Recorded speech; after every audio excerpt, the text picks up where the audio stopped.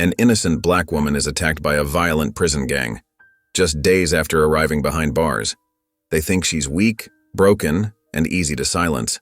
But what they don't know is that she's the most ruthless fighter the system has ever locked away. With scars no one sees and a past she's tried to bury, her silence isn't fear. It's a warning. And when she finally strikes back, she doesn't just fight to survive. She fights to change everything. Before we get into the story, comment below where in the world you are watching from today. And if you like this story, don't forget to subscribe. The late afternoon sun beat down on Atlanta's streets, turning the asphalt into a shimmering mirage. Maya Thompson's old Honda Civic hummed along, its air conditioning working overtime against the July heat. In the passenger seat, her 10-year-old brother Jamal bobbed his head to the music flowing through the car speakers, his basketball tucked safely between his feet. "How'd you even find this song?" Maya asked, glancing at her brother with a smile. The rhythm of an old-school hip-hop track filled the car, bringing back memories from her own childhood. Jamal's face lit up with pride. "I went through some of Mom's old CDs in the basement, made a whole playlist of stuff I thought you'd like." He pulled out his phone, scrolling through the track list with enthusiasm. "There's like 30 more songs on here." Maya felt a familiar warmth in her chest. Ever since their mother passed 3 years ago, Jamal had found little ways to keep her memory alive. "Mom would have loved seeing you play today," she said softly. "That three-pointer you made? Pure magic." "You think?" Jamal's eyes sparkled. "Coach says if I keep practicing, I might make starter next season." "I know you will." Maya reached over to ruffle his hair, earning a playful groan from her brother. The familiar streets of their neighborhood came into view, lined with modest houses and old oak trees that provided patches of shade. Pulling up to their small brick home, Maya put the car in park. "Okay, little man. Homework first, then video games. I'll be back in about an hour with groceries." "Can we have spaghetti tonight?" Jamal asked, gathering his basketball and backpack. "Already planned on it?" Maya watched as he bounded up the front steps, using his key to let himself in. She waited until she saw him wave from the living room window before pulling away from the curb. The grocery store was only 15 minutes away, and Maya mentally ran through her shopping list. The playlist Jamal made continued to play, bringing a smile to her face with each familiar song. She was so lost in the music that she almost missed the flash of blue lights in her rearview mirror. Maya's heart skipped a beat as she recognized the officer stepping out of the patrol car. Kyle Mercer's tall frame unfolded from the driver's seat, his hand resting casually on his belt as he approached her window. She took a deep breath, reminding herself to stay calm. "License and registration," Kyle demanded, his tone sharp and professional, nothing like the voice he'd used when they dated 2 years ago. His sunglasses hid his eyes, but Maya could feel the cold intensity of his stare. "What's this about?" Maya asked, keeping her voice steady as she handed over her documents. "Your right taillight's out." Kyle's lips curved into what might have looked like a smile to anyone else, but Maya knew better. "Step out of the vehicle, please." "My taillight's fine. I checked all my lights yesterday." Maya's fingers tightened on the steering wheel. Kyle's face hardened. "Step out of the vehicle, now." As Maya opened her door, another patrol car pulled up. 2 more officers emerged, their hands already on their weapons. The situation was escalating faster than she could process. "I'm going to need to search your vehicle," Kyle announced, his voice carrying for the benefit of his backup. "No," Maya said firmly. "I don't consent to a search." Kyle's smile turned predatory. "I'm afraid we have probable cause." He nodded to the other officers, who moved toward her car without hesitation. Maya stood helplessly as they tore through her vehicle. She watched as they checked under seats, in the glove compartment, and finally popped the trunk. Her stomach dropped when one of the officers called out, "Look what we have here." The officer emerged from the trunk holding a brick-shaped package wrapped in brown tape. Maya's blood ran cold as he pulled out 3 more identical packages. "That's not mine," Maya said, her voice shaking with anger and disbelief. "You know that's not mine." Kyle grabbed her arm, spinning her around to face the car. The metal hood was hot against her chest as he roughly handcuffed her. His breath was hot against her ear as he leaned in close. "Should have kept your mouth shut." Maya's phone slipped from her pocket, clattering to the pavement. The screen cracked on impact, Jamal's playlist still showing on the display. She thought of her brother waiting at home, probably already starting his homework at the kitchen table, expecting her to return with groceries for their spaghetti dinner. The drive to the station was a blur of sirens and flashing lights. Maya sat in the back of Kyle's patrol car, her heart pounding so hard she could feel it in her throat. The partition between the front and back seats reflected her own pale face back at her, and behind that, she could see Kyle's satisfied smirk in the rearview mirror. The handcuffs bit into her wrists as the car hit a pothole, but the physical pain was nothing compared to the terror growing in her chest. She thought of Jamal again, alone at home, waiting. Her brother needed her. She was all he had left. The police cruiser turned a corner and the station came into view. Maya's breath caught in her throat as the reality of her situation crashed over her. She knew what Kyle had done, knew this was revenge for her threatening to report his misconduct, but that knowledge wouldn't help her now. Not with 4 bricks of cocaine that would make any defense lawyer's job impossible. The car rolled to a stop in front of the station, and Maya closed her eyes, trying to steady her racing heart. The sound of sirens continued to wail in the distance, a mocking reminder of how quickly life could spiral out of control. The fluorescent lights in the county jail holding cell buzzed incessantly, a sound that had become both maddening and familiar to Maya over the past few weeks. She sat on the thin mattress, her back against the cold concrete wall, trying to remember the sound of Jamal's laughter instead of that endless drone. Her fingers traced the worn edge of his last letter, delivered 3 days ago, the paper soft from countless readings. "I miss you so much," he had written in his careful schoolboy hand. "Aunt Louise makes good food, but not as good as your spaghetti." The cell door clanked open, startling Maya from her thoughts. A guard stood in the doorway, her expression bored. "Thompson, your lawyer's here." Maya followed the guard down the corridor, her orange jumpsuit feeling particularly heavy today. The meeting room was small and sterile, with a metal table bolted to the floor and 2 plastic chairs. Her court-appointed attorney, Mr. Davidson, sat hunched over a stack of papers, his tie loose and his shirt wrinkled. "Ms. Thompson," he said without looking up, shuffling through the documents. "We've got about 10 minutes before your arraignment." He finally raised his eyes to meet hers, and Maya could see the dark circles under them, the slight tremor in his hands that spoke of too much coffee and too little sleep. "Have you looked at the dashcam footage?" Maya asked, leaning forward. "It'll show that Officer Mercer—" "There was a technical malfunction with the camera that day." Davidson cut her off, his voice flat. "Look, Miss Thompson, I've got to be straight with you. The prosecution has a strong case. 4 bricks of cocaine, a veteran officer's testimony, 2 corroborating witnesses." He paused, running a hand through his thinning hair. "They're offering 15 years with possibility of parole after 8 if you plead guilty." Maya's stomach lurched. 8 years? My brother's only 10. I can't. "Without a plea, you're looking at 25 to life." Davidson checked his watch. "The DA's not playing around. You've got priors from your teenage years, and—" "Those were sealed juvenile records." Maya's voice echoed off the concrete walls. Davidson shrugged. "They found a way around that. Listen, I know this isn't what you want to hear, but I'm representing 4 other cases today. I'm trying to help you make the best of a bad situation." Before Maya could respond, the guard appeared at the door. "Time?" The courtroom felt cavernous, its high ceilings and wooden panels designed to make everyone below feel small. Maya sat beside Davidson at the defense table, her hands folded in her lap to hide their trembling. The gallery behind her was sparsely filled, a few lawyers waiting for their cases, some reporters, and uniformed officers who had come to support their colleague. Kyle Mercer sat in the front row, his uniform pressed and gleaming, the picture of law enforcement integrity. When he took the stand, his voice carried clearly through the courtroom. "I observed Ms. Thompson's vehicle driving erratically," he testified, his face a mask of professional concern. "When I approached the vehicle, she appeared nervous, agitated. After she gave consent for the search—" "Objection," Maya whispered urgently to Davidson. "He's lying. I never—" Davidson barely glanced at her, continuing to scribble notes on his legal pad.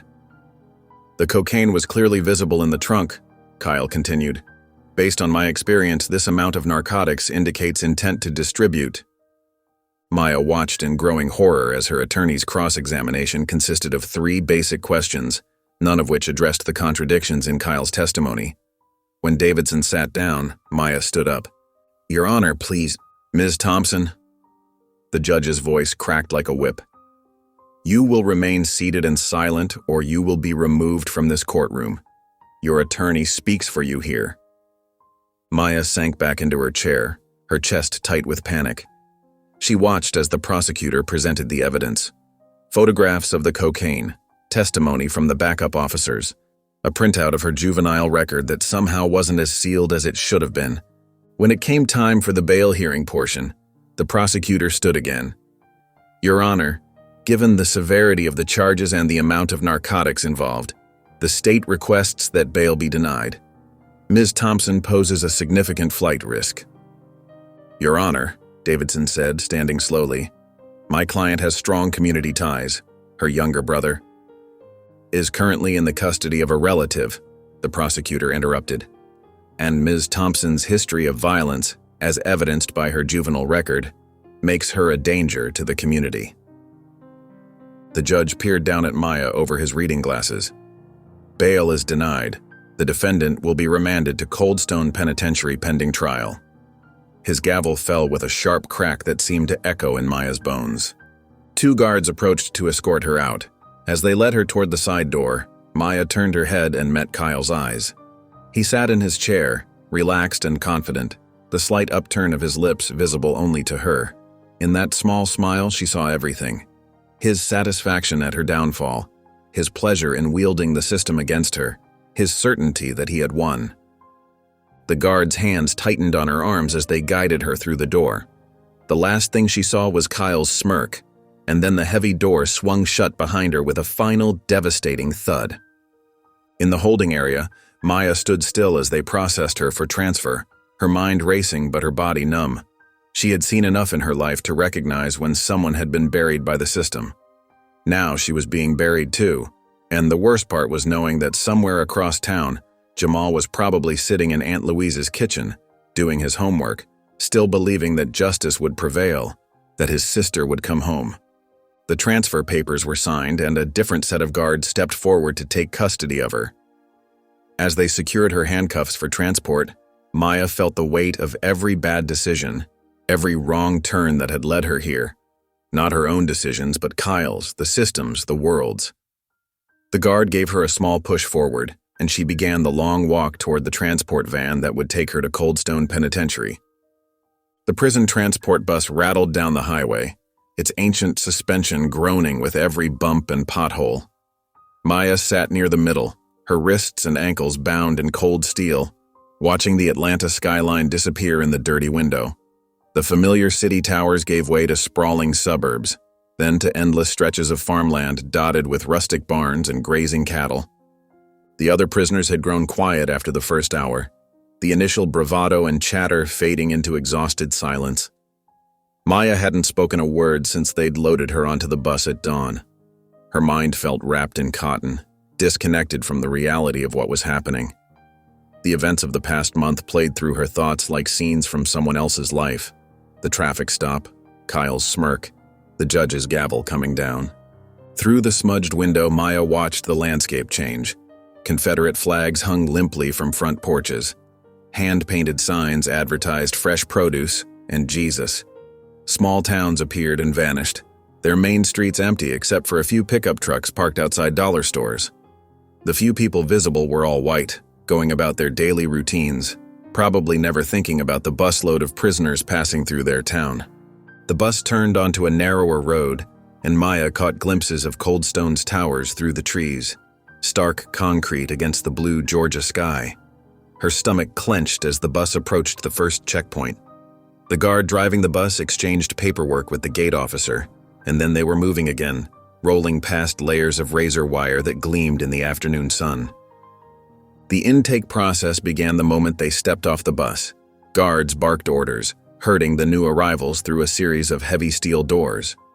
The air inside was cold and smelled of industrial cleaner. Maya followed the line of women into a large room where they were ordered to strip.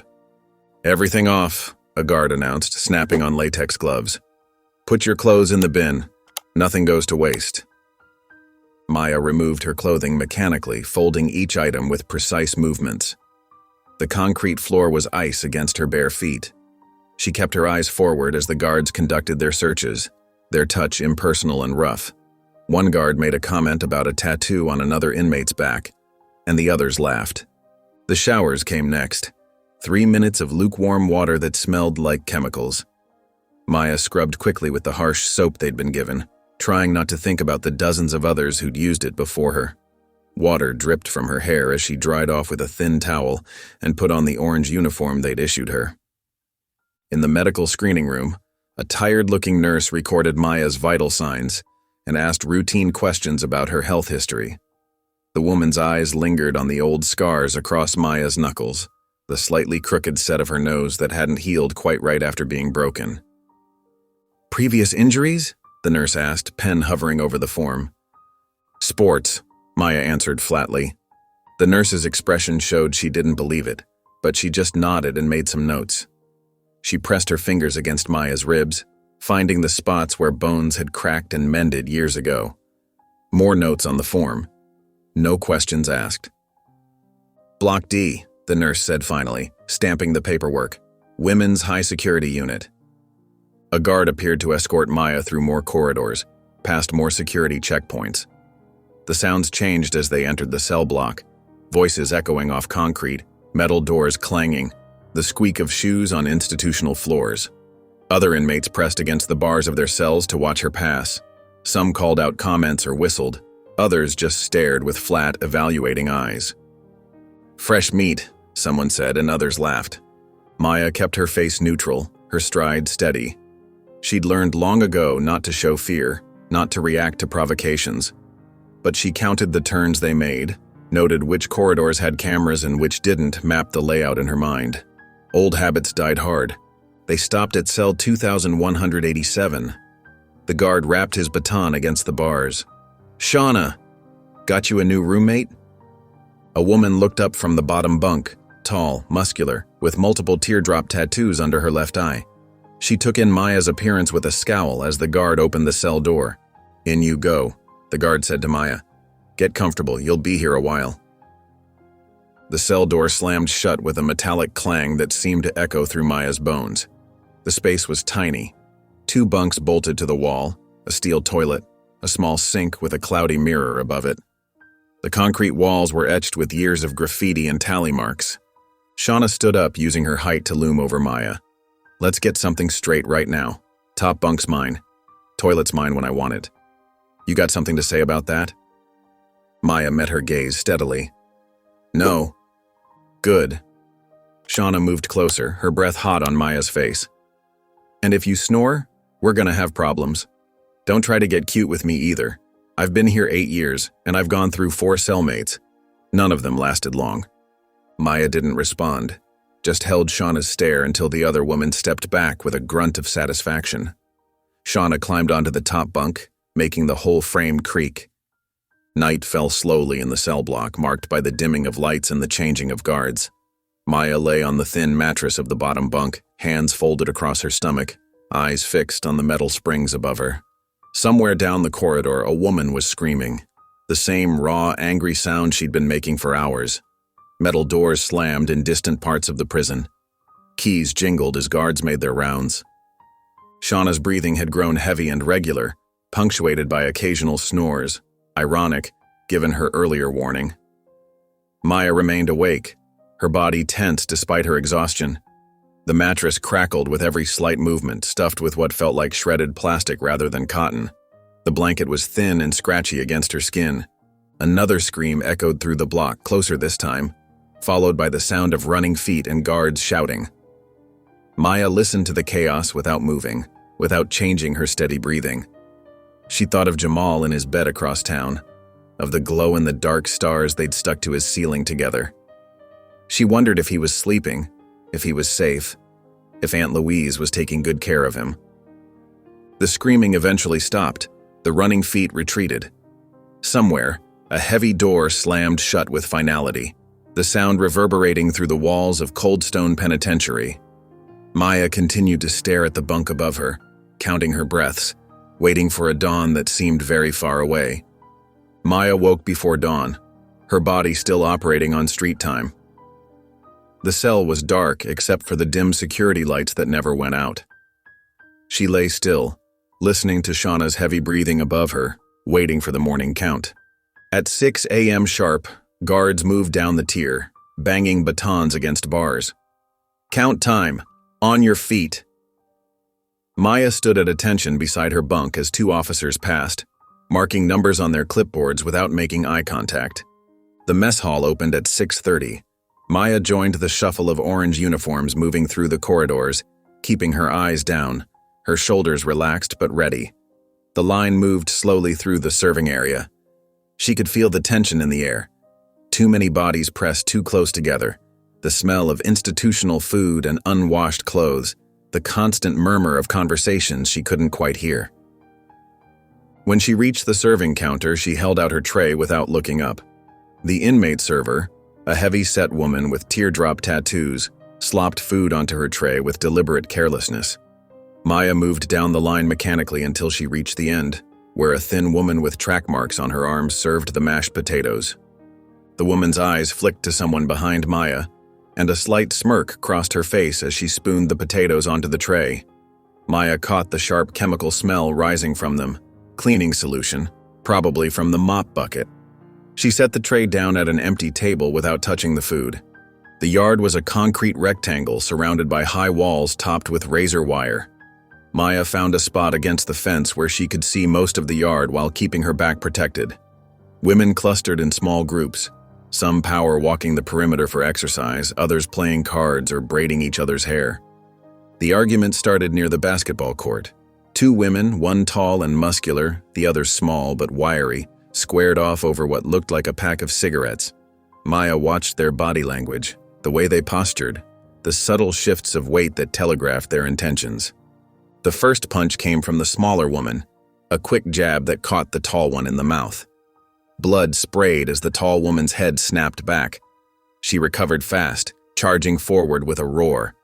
They went down in a tangle of limbs rolling on the concrete. Other inmates gathered to watch, forming a loose circle and calling encouragement. Guards took their time responding. By the time they broke it up, both women were bloody and the cigarettes had disappeared into the crowd. From her spot against the fence, Maya noticed an older black woman watching her from a bench. The woman had one eye clouded with cataracts, but her good eye was sharp and alert. She sat with the easy confidence of someone who knew their place in the hierarchy. Maya encountered her again in the laundry room that afternoon. She was sorting sheets when the one-eyed woman appeared beside her. "What were you, Golden Gloves?" the woman asked, her voice rough but not unfriendly. Maya continued folding, her movements precise and economical. She didn't respond. The woman chuckled, a low, knowing sound. "You're one of the ghosts, aren't you? I can tell. Way you move, way you watch everything. Name's June Harris. Most folks call me Auntie." Maya glanced at her briefly, then returned to her work. June didn't seem offended by the silence. "Listen up, Ghost," June said, her voice dropping lower. "You want to survive in here, you keep your head down. Stay invisible." She nodded toward a table across the room where a group of white women worked, their arms covered in elaborate tattoos. "You don't want attention, not from them."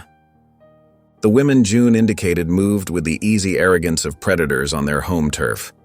Maya recognized the tattoos, Celtic crosses, Norse symbols, numbers that meant something to those who knew how to read them.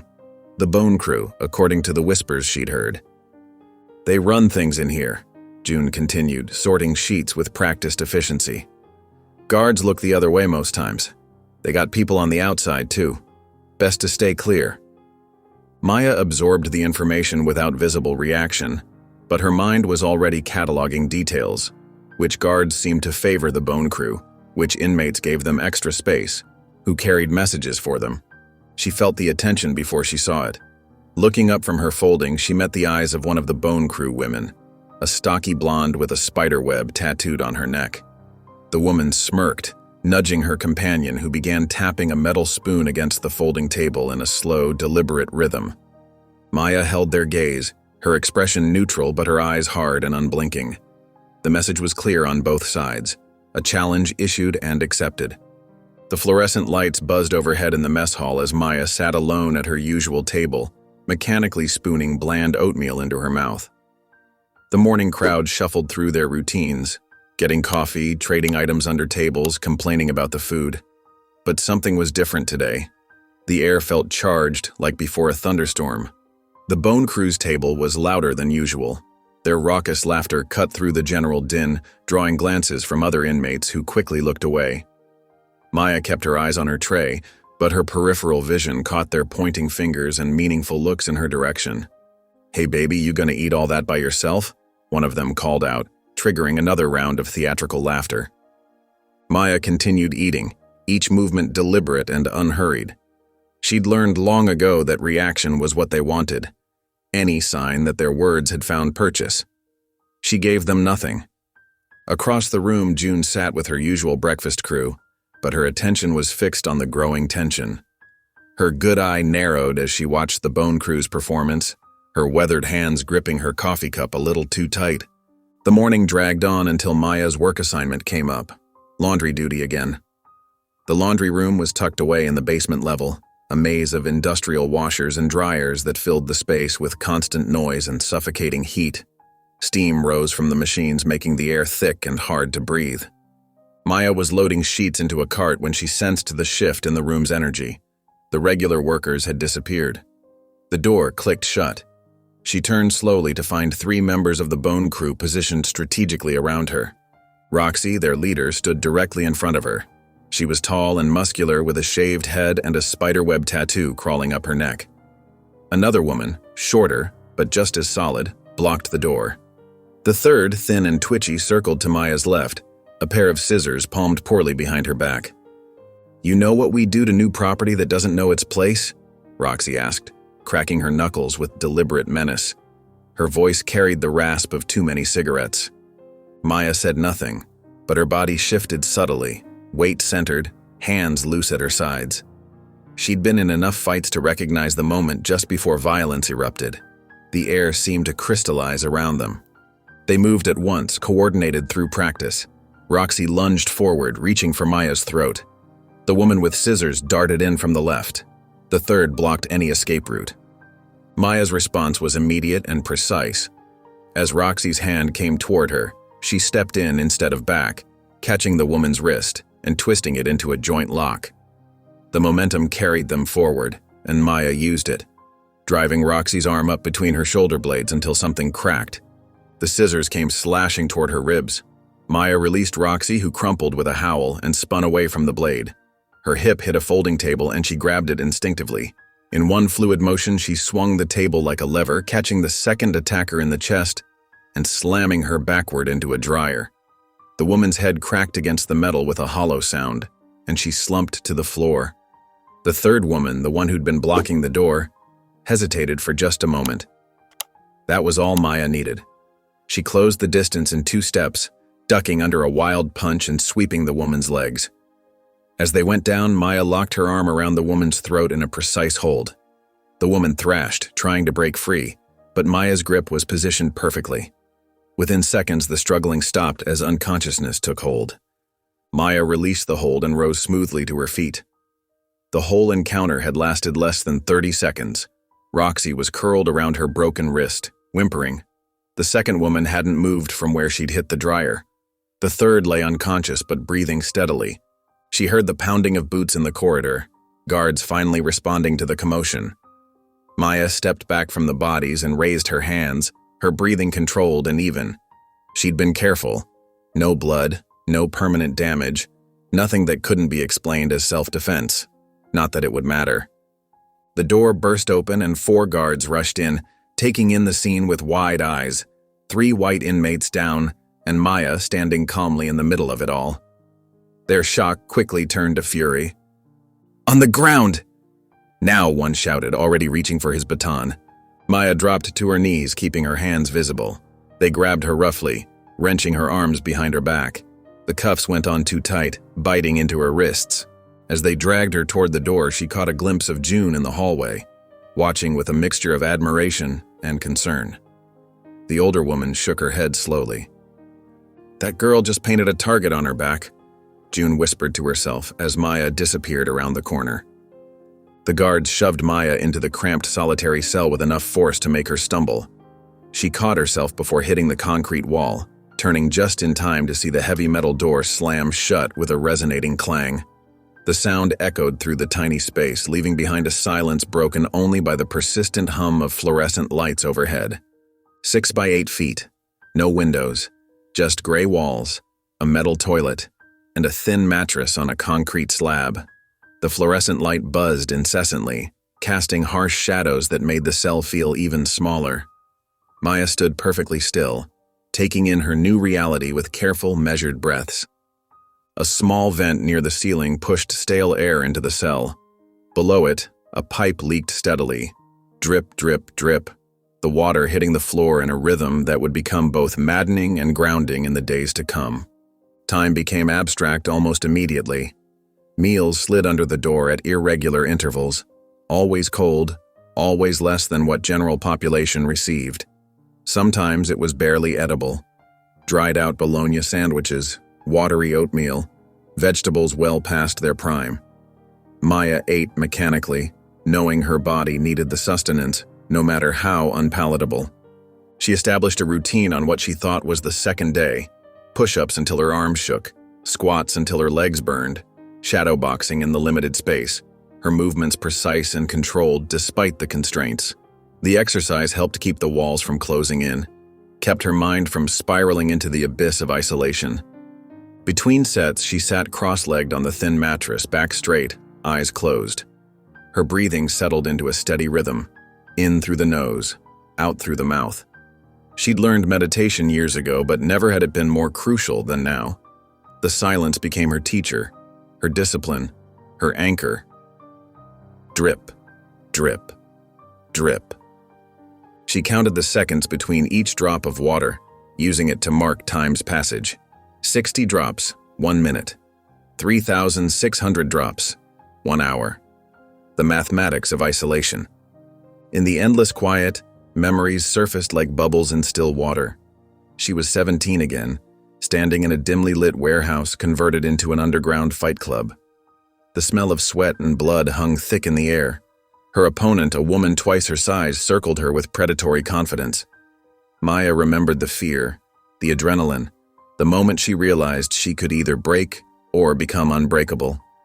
She chose the latter. Drip, drip, drip. Another memory. Kyle's hands on her shoulders, heavy and possessive. She'd tried to quit fighting, wanted to focus on her outreach work at the community center. "Baby, you're throwing away good money," he'd said, fingers digging into her skin. "Those street kids aren't worth your time." She'd shrugged him off that day, but his grip had only tightened in other ways. The fluorescent light flickered, bringing her back to the present. Maya rolled her shoulders, stretched her neck. The cell was cold, they always kept it cold, but she barely noticed anymore. Her body had adapted just as it had adapted to everything else life had thrown at her. More memories came, whether she wanted them or not. Marcus, a 14-year-old kid from the center, showing her his gang tattoo with pride. She'd shown him her fight scars in return, told him about choices and consequences. 2 months later, he'd turned in his colors and started attending GED classes. Small victories that meant everything. Drip, drip, drip. Days blurred together. Maya maintained her routine with military precision. Push-ups, meditation, shadowboxing, counting drops. She refused to let the isolation erode her discipline. The guards who brought her meals never spoke, but she could feel their eyes on her through the small window in the door, waiting for her to crack. She gave them nothing. On what she calculated was the 23rd day, the routine broke. The door opened during what should have been quiet hours. 2 guards entered, their faces hard masks of authority. "On your feet, inmate," one ordered. Maya rose slowly, deliberately. They cuffed her hands behind her back and led her through a maze of corridors. The fluorescent lights seemed brighter out here, almost painful after so long in the dim cell. Her legs felt strange walking such a distance, but she kept her pace steady, her face neutral. They brought her to a small room, an office, but one clearly designed for intimidation. No windows here either, just more gray walls and harsh lighting. A metal table bolted to the floor dominated the space, with 2 chairs on opposite sides. In one chair sat Warden Thomas Mercer. Maya recognized him immediately. She'd seen that same smug expression on his nephew's face. The family resemblance was striking. The same cold eyes, the same air of entitled authority. He wore a crisp uniform with polished brass buttons, his gray hair perfectly trimmed. The guards pushed Maya into the empty chair. She sat without resistance, her cuffed hands resting in her lap. The metal was cold against her wrists. "Miss Thompson," Warden Mercer said, drawing out each syllable like he was savoring expensive wine. "I hope you've found your accommodations enlightening." Maya met his gaze steadily but remained silent. "3 inmates in the infirmary," he continued, opening a file on the table. "One with a broken wrist, another with a concussion. That's a serious offense. Very serious." He looked up from the papers, studying her face. "You want another 20 years added? Because that's what you're headed toward." The threat hung in the air between them. Maya could feel the weight of it, the years stretching out like a dark road. But she'd survived 17 days in a cage at 17. She'd survived Kyle's manipulation and betrayal. She'd survived 23 days in the hole. Her voice when she spoke was clear and unwavering despite weeks of disuse. "Try me." Maya's return to Block D felt surreal after 23 days in solitary. The familiar sounds of prison life, metal doors, distant conversations, shuffling feet, seemed amplified. Her old cell looked different now. Shauna's possessions were gone, leaving one side eerily empty. The guards had transferred her aggressive former cellmate during Maya's time in the hole, leaving her with a rare privilege in prison: solitude. She stood in the doorway for a moment, taking in the change. The cell still smelled of industrial cleaner and old concrete, but something was different. A neatly folded blanket sat on her bunk, thick gray wool, far better than the thin standard issue ones. Beside it lay 2 pieces of plain white bread, wrapped carefully in a paper napkin. "Don't thank me," June's gravelly voice came from behind her. The older woman stood in the doorway, her one good eye fixed on Maya with an intensity that seemed to see right through her. "You've just been drafted." Maya turned, studying June more carefully now. The woman's gray-streaked hair was pulled back in neat cornrows, her orange uniform pressed despite its age. She carried herself with quiet authority, different from the loud posturing of the Bone Crew. This was power earned through time and wisdom, not violence. "Come with me," June said, turning without waiting for a response. Maya followed her through the block, past cells where women paused their activities to watch them pass. Some nodded respectfully to June, others quickly looked away. They ended up in the laundry room, empty now, the machines silent. June checked the corners methodically, then pulled Maya behind a row of dryers. She pressed on what looked like a loose panel, revealing a small cavity in the wall. "Welcome to the real Coldstone," June said, reaching into the space. She pulled out a stack of worn notebooks, their covers disguised to look like religious texts. "Meet the daughters." Over the next hour, June introduced Maya to a world hidden within Coldstone's walls. The daughters were everywhere, in the kitchen, the infirmary, the chapel, the yard. Most were women of color, serving long sentences, their connections forged through shared suffering and survival. "We communicate through the laundry," June explained, showing Maya different fold patterns in sheets that carried coded messages. Kitchen staff mark messages in bread placement. Chapel books get passed with notes hidden in the bindings. Even the way we arrange our food trays can send signals. June introduced other members gradually. There was Rosa in the kitchen, serving 25 years for defending herself against an abusive husband. Sarah in the infirmary, who'd been sterilized without her knowledge during a routine procedure. Denise in maintenance, denied parole 6 times for infractions as minor as having an extra shirt in her cell. Each woman had a story, each story a thread in a larger tapestry of systemic abuse. They showed Maya their hidden archive, hundreds of pages documenting years of injustice. Guard rotations were mapped out in detail, including which ones traded favors for sexual abuse. Inmate deaths were recorded with real causes, not the sanitized versions in official reports. They had lists of staff members' real names, their connections outside the prison, their pressure points. "This is how we survive," June said, carefully returning the documents to their hiding place. "Knowledge is power in here. The guards think they run this place, but we see everything. We remember everything." Maya absorbed it all silently, her tactical mind already mapping the network's structure.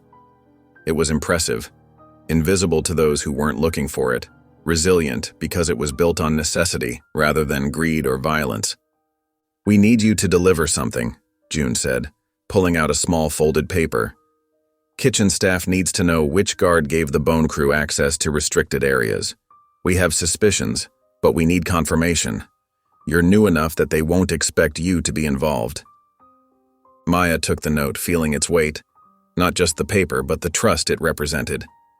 She tucked it into her sleeve with practiced ease, but her eyes remained hard. "I'm not here for politics," she said flatly. "I'm here for revenge." June's laugh was short and bitter, her good eye glinting with understanding. "Same thing in here, baby girl. Same thing in here." Maya studied the older woman's face, seeing the years of fight beneath the careful calm. June had been revolutionary in the 80s, she remembered. She'd fought against the same system then that they were fighting now, just from a different angle. Around them, the laundry room's machines hummed back to life as other inmates began filtering in for the afternoon shift. June straightened up, resuming her usual stern expression.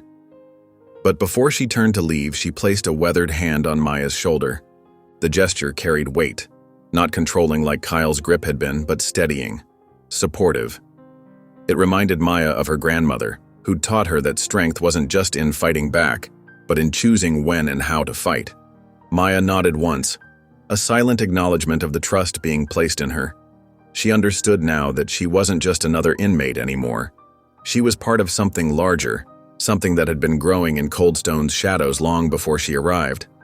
The note felt warm against her skin as she watched June walk away, her steps measured and purposeful. Maya knew that her path to revenge had just become more complicated, and perhaps more meaningful, than she'd initially planned. The mail cart's squeaky wheels echoed through Block D as Officer Reynolds made his rounds. Maya sat on her bunk, not expecting anything. She hadn't received mail since her arrest. No one knew where to reach her except Jamal, and she'd told him not to write, afraid Kyle would intercept the letters. When Reynolds stopped at her cell, he barely looked at her as he slid a food tray through the slot. Maya noticed immediately something was off. Meal service wasn't for another 2 hours. Her heart quickened as she approached the tray carefully. Tucked under a folded napkin was a photograph. No envelope, no stamp. The image was grainy, clearly taken from a distance with a phone camera, but Maya would recognize that red backpack anywhere.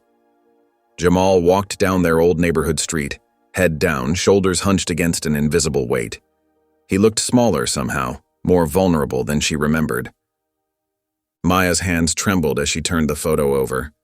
One word was written in block letters: leverage. The food tray clattered to the floor. Maya barely noticed the sound as she stormed through the block, her feet carrying her straight to the laundry room where she knew June would be working. Several inmates stepped quickly out of her path, recognizing the dangerous energy radiating from her rigid posture. June stood by the industrial washers, sorting sheets with methodical precision. She looked up as Maya approached, reading the situation in an instant. "Show me," June said quietly, holding out her hand. Maya thrust the photo at her. June studied it for a long moment, her good eye narrowing as she took in the threat's implications. "How?" Maya's voice was raw. "How did they get this to me?" June glanced around before pulling Maya behind the rumbling dryers, their usual spot for private conversations. Bone Crew's got people on the outside, real people with badges and guns, not just thugs. "Kyle," Maya spat the name like poison. "That boy's got eyes everywhere," June confirmed, her voice heavy with understanding. "And he doesn't just want you locked up. He wants your soul, wants to break you piece by piece until there's nothing left. Maya's fist slammed against the concrete wall. She barely felt the pain. I need to know what's happening to my brother, please. The last word came out desperate, a plea she'd never allowed herself before. June pressed her lips together, considering. After a moment, she nodded. Come with me. They walked to the library, where a small woman with wire-rimmed glasses was restocking shelves. Marla, Maya remembered, one of the daughters June had introduced her to earlier that week. Show her, June commanded, handing Marla the photo. Marla adjusted her glasses, studying the image. I used to work as a court records clerk before. She gestured vaguely at their surroundings. Still got some contacts who owe me favors. Give me a few hours. Maya spent those hours pacing her cell, counting steps, fighting the urge to scream. Every scenario played through her mind. Jamal hurt, Jamal alone, Jamal scared. She'd practically raised him after their mother died. He was all she had left.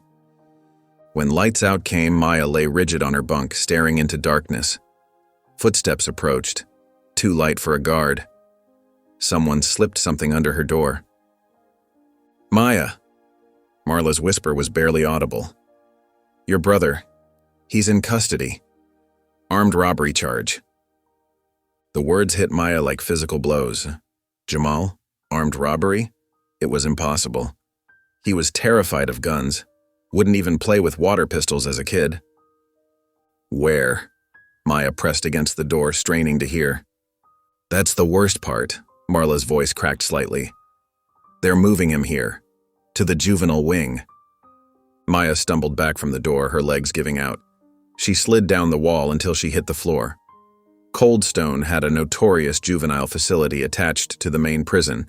She'd seen the building when the bus first brought her in. The thought of Jamal in there, surrounded by the same corrupt system that had swallowed her, made her physically ill. She crawled back to her bunk, her mind racing. Kyle had orchestrated all of it, her arrest, the planted drugs, and now this. He was using Jamal to control her, to remind her that he held all the power. Maya lay flat on her back, staring at the ceiling's water stains. This time, she didn't try to meditate. She didn't seek the calm that had sustained her through solitary. Instead, she began making a list in her mind, cataloging every person who needed to fall before she could walk out of Coldstone. Kyle's face came first, his smirk as she was dragged from the courtroom. Then Warden Mercer, protecting his nephew's corruption. The guards who looked the other way. The Bone Crew members who carried out their dirty work. The judges who rubber-stamped false charges. She added each name methodically, like loading bullets into a magazine. Each face became a target, each role in the system a weak point to exploit. Maya had always been good at strategy. It's what made her unbeatable in the cage fights. Now she would use that same tactical mind to dismantle the entire machine, piece by piece. The faces filled her vision as she stared upward, replacing the stained ceiling with a mental map of destruction. She didn't blink. She didn't rest. She didn't pray for peace or justice or mercy. She made her list and she made it count.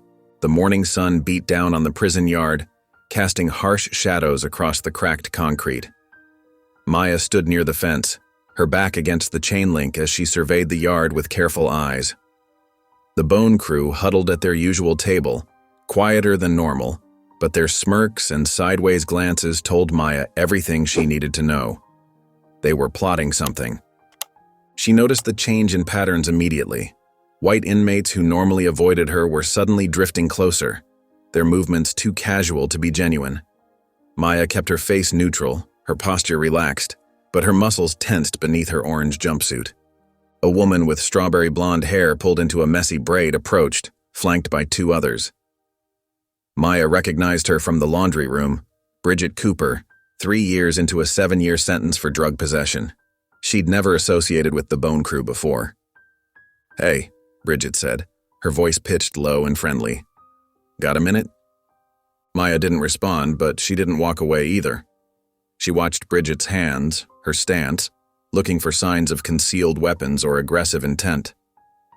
Look, I know you don't trust anyone in here, Bridget continued, glancing nervously at the Bone Crew's table. But some of us, We're sick of their shit too. They've been running this place like their personal kingdom for too long. Maya kept her expression blank, but her mind was racing. The setup was obvious. Too obvious. Bridget was trying too hard, her concerned act just slightly overdone. I heard about your brother. Bridget lowered her voice further. That's messed up, bringing a kid into this. We want to help. Maya's jaw tightened at the mention of Jamal, but she maintained her silence. Let them show their hand. We've got connections in the juvenile wing, one of Bridget's companions added. We could keep an eye on him, make sure he's safe. Maya finally spoke, her voice carefully controlled. That's very generous of you. Bridget's relief at getting a response seemed genuine, but something in her eyes flickered. Guilt, maybe, or fear. She reached into her pocket slowly, telegraphing the movement to avoid appearing threatening. Here, she pulled out a folded piece of paper. If you want to talk more about helping your brother, follow these instructions. But come alone. The Bone Crew has eyes everywhere. Maya took the note, unfolded it with steady hands. The message was simple. Get to chapel. Alone. 3 p.m. She nodded once, tucking the paper into her pocket. Bridget smiled, too bright, too eager. You're doing the right thing, she said before walking away with her companions. Maya watched them go, noting how they immediately separated, heading in different directions. Too coordinated to be casual. She glanced at the Bone Crew's table again. They were still watching, their smirks wider now. When lunch call came, Maya stayed in the yard until the last possible moment. Instead of heading to the mess hall, she slipped away toward the chapel.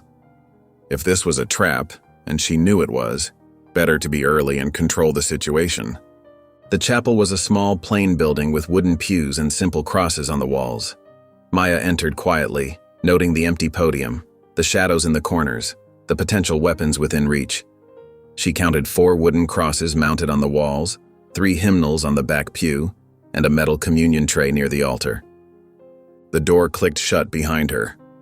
Maya didn't turn around as she heard the key turn in the lock, followed by footsteps walking away. She remained still, listening intently. A shuffle of movement behind the nearest pillar. Breathing. 2 people, trying to be quiet, but unable to completely mask their excitement. Maya kept her hands loose at her sides, her weight balanced on the balls of her feet. 2 members of the Bone Crew emerged from behind the pillar, grinning. Maya recognized them from the laundry room fight. Sarah Switchblade Martinez and Jenny the Hammer Thompson. They'd gotten new tattoos since she'd last seen them. Fresh ink on their necks marking them as having moved up in the crew's hierarchy. Ain't so tough without an audience, are you? Sarah sneered, pulling a sharpened toothbrush from her sleeve. Jenny circled to Maya's left, cracking her knuckles. Bridget played her part real nice, didn't she? Amazing what people will do to shave time off their sentence. Maya remained silent, tracking their movements with small shifts of her eyes. They were cocky, undisciplined, expecting an easy target after her time in solitary. She let them think it, kept her breathing steady as they moved closer. Sarah lunged first, slashing with the makeshift weapon. Maya stepped inside her reach, her hand striking up under Sarah's jaw with surgical precision.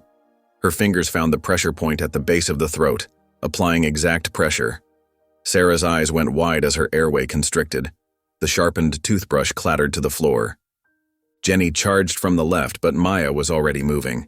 She grabbed one of the wooden crosses off the wall, using its length like a staff to catch Jenny in the solar plexus. As Jenny doubled over, Maya brought the cross down on the back of her head. Not enough force to kill, but plenty to render her unconscious. Sarah was on her knees now, gasping for air. Maya released the pressure point, allowing her to collapse forward. Both Bone Crew members lay still on the chapel floor. Maya heard the key in the lock again. She placed the cross gently back on the wall, then knelt beside the unconscious women, folding her hands in her lap. The door opened and Officer Peterson stepped in, his hand already on his baton. He froze at the scene before him, 2 inmates down, Maya kneeling calmly between them as if in prayer. "What the hell happened?" he demanded, reaching for his radio. Maya looked up, her face serene in the dusty chapel light. They needed Jesus. The fluorescent lights in Maya's cell buzzed softly as she hunched over a small scrap of paper, her movements deliberate and controlled. The scratching of her stubby pencil echoed against the concrete walls as she worked out the details of her plan. She'd been defensive long enough, taking hits and dodging attacks. Now it was time to strike back. June's words from earlier that day rang in her head. "You've got to think bigger than personal revenge. The whole system's rigged, not just against you." Maya had nodded, understanding flowing between them without words. The daughters had shown her their hidden archive, years of documented abuse, guard rotations, contraband routes. All the pieces were there. She just had to arrange them properly. Maya paused her writing when footsteps approached. She slipped the paper into a small tear in her mattress, waiting until the guard passed before retrieving it. The code she used was simple but effective. Laundry instructions mixed with food requests, meaningless to anyone who didn't know the key. The daughters had perfected it over years of passing messages. Her hand moved across the paper again, mapping out the connections. The Bone Crew had protection from the guards, but they weren't the only white power group in Coldstone. The Iron Sons controlled most of the contraband trade, and they didn't share power easily. Maya had watched their interactions in the yard, the tense nods, the careful distance kept between the two groups. A fragile peace built on mutual benefit, peace that could easily shatter. Marla appeared at Maya's cell during morning count, her face carefully blank as she collected laundry. Their fingers brushed as Maya handed over her sheets, passing the coded note. Marla's eyes flickered with understanding before she moved on, pushing her cart down the row of cells. In the common area later that morning, Marla sat across from Maya, dealing cards for a game of solitaire. Her movements were casual as she spoke in low tones. "Got what you need?" Marla murmured, arranging the cards. "Guard rotation schedules, contraband routes, even some real names of Iron Sons outside contacts. The daughters have been collecting intel for years, waiting for the right moment." Maya picked up a card, pretending to study it. "Can you forge the handwriting?" Marla smiled slightly. "Honey, I was a court clerk for 15 years. I can forge anything. Already started on the notes, making them look like internal Bone Crew communications.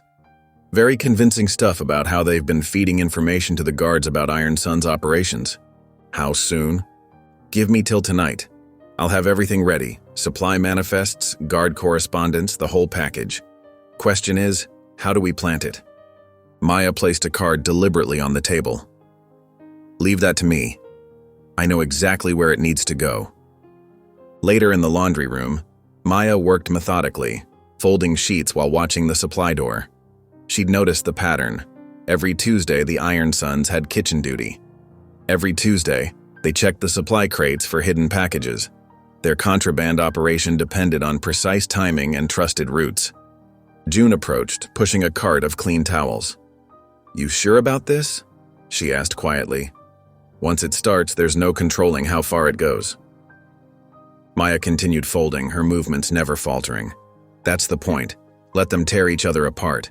While they're focused on their little war, we can move on the real target." June nodded slowly. Warden Mercer. And his nephew. Maya's voice hardened slightly at the thought of Kyle. They think they're untouchable because they've got everyone fighting each other. Time to change the game. That evening, Maya waited until shift change to make her move. The guards were always distracted during handover, more focused on getting home than watching the inmates. She slipped into the supply room with a cleaning cart, her movements purposeful, just another trustee doing her job. The forged documents were hidden in her jumpsuit, carefully folded to prevent creasing. Marla's work was perfect. The handwriting matched known Bone Crew members, the paper was appropriately aged, and the information was just detailed enough to be believable while being vague enough to avoid immediate verification. Maya located the correct supply crate, the one she'd watched Iron Sons check repeatedly over the past weeks.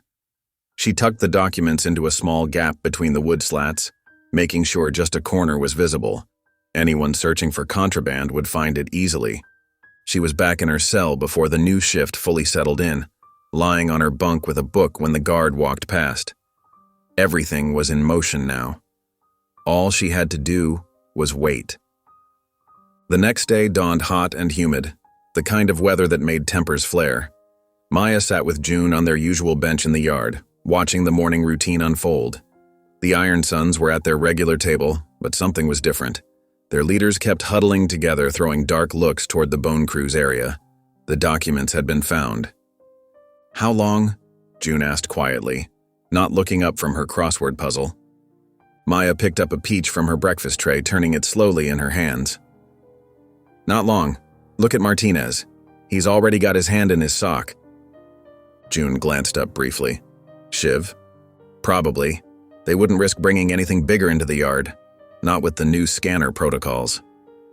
The tension in the yard was palpable now. Other inmates were picking up on it, slowly moving away from the two white power groups.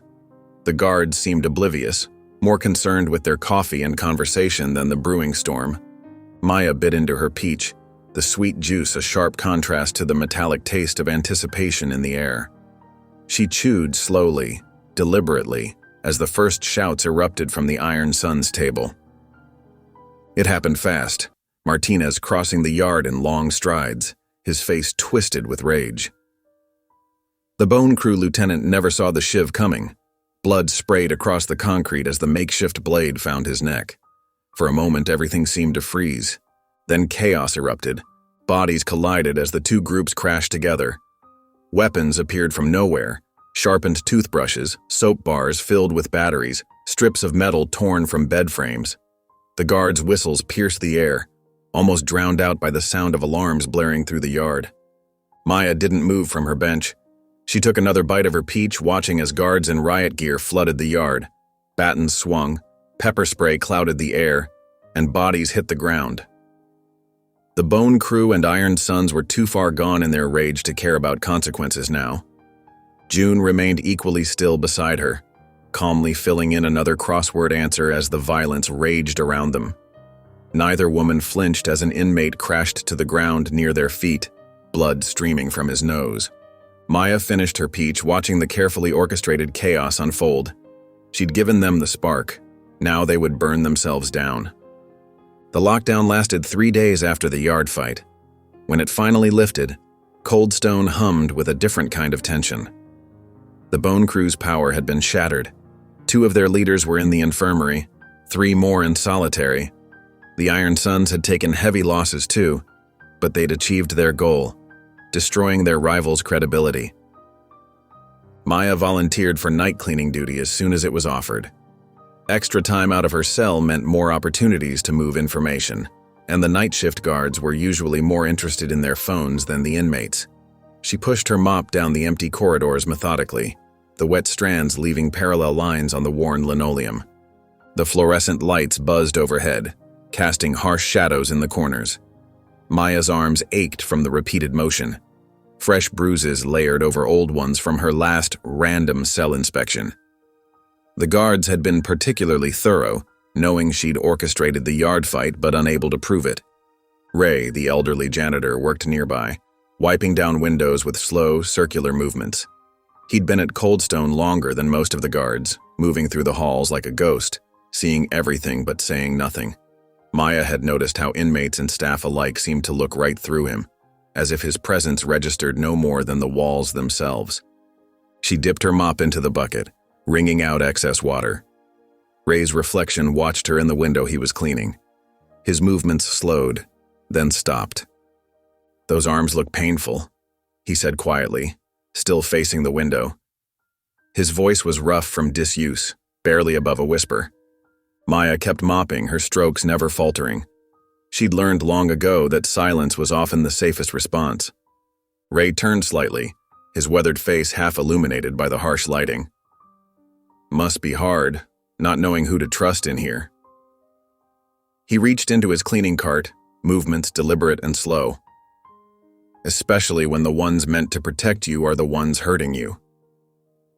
Maya's grip tightened on the mop handle, but she maintained her steady rhythm. Ray had never spoken more than a word or two to her before. Something was different tonight. He approached her carefully, like someone approaching a wounded animal. His hand emerged from the cart holding something small, a flash drive, its black surface dull in the fluorescent light. "You'll know what to do with it," Ray whispered, his eyes meeting hers directly for the first time. "Just don't wait too long." He pressed the drive into her palm, his calloused fingers trembling slightly. Maya slipped the drive into her sock without breaking stride. Ray returned to his windows as if nothing had happened, the only sound the quiet squeak of his cloth against glass. Back in her cell, Maya waited until the midnight count was complete before retrieving the drive. She'd hollowed out a Bible months ago, a trick June had taught her. The daughters kept their most important documents hidden in religious texts, knowing the guards rarely bothered to check them thoroughly. She worked quickly, sliding the drive into the cavity she'd carved into Psalms. The Bible went back on her small shelf, indistinguishable from the other books allowed in her cell. 3 hours later, a soft tap came at her wall. 3 quick knocks in succession. The signal from Teresa, one of the daughters who worked in medical. Maya responded with 2 knocks. "Ready." Teresa's tablet appeared through the meal slot, wrapped in a clean pillowcase. The daughters had a system for sharing the device, never more than 15 minutes per person, only during the deepest part of night when the guards were most likely to be drowsy or distracted. Maya's hands shook slightly as she unwrapped the tablet. This was the moment of truth. Whatever Ray had given her, she had exactly 12 minutes to view it before the device needed to move on. The flash drive's contents loaded quickly. Video files, dozens of them organized by date. Maya selected one from 2 weeks ago, the day of the laundry room attack. The footage was grainy but clear enough. She watched herself enter the chapel, saw the guard lock her in.